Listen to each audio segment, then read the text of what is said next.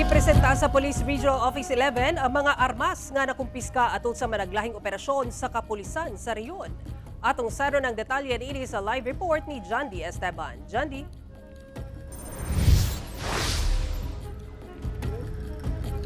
Sara 881 ka loose firearms ang gipresenta sa Police Regional Office 11 karong hapon.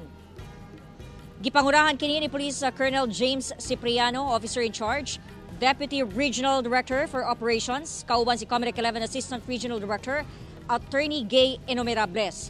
Ang 881 ka loose firearms mao ning mga nakumpiska, gisurrender, giabandona, gideposito ug na forfeit sukad September 24, 2024 pinaagi sa mga police operations. 261 na ini atol sa Comelec gun ban sukad January 12, 2025.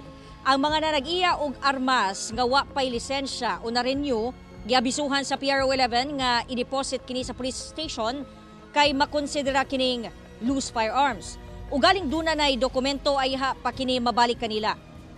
Nagpahigayon sab sila og oplan tokang ngadto sa mga nanag-iya og armas aron ma-check kung sakto ang mga papeles sa ilahang baril. Atong paminawon na tipik sa pamahayag ni Police Major Catherine De La Rey, spokesperson sa Police Office Regional 11.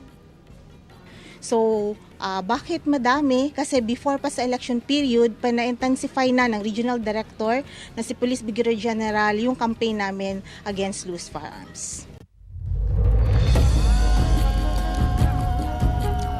Sara, sumala sa PRO-11 nga mas pakusgan pa nila ang ilahang kampanya batok sa loose firearms ilabi na ron nga election period kay kabahin kini sa ilahang pagsiguron nga malinawon ug hapsay ang eleksyon. Sara. Okay, daghang salamat, John D. Esteban.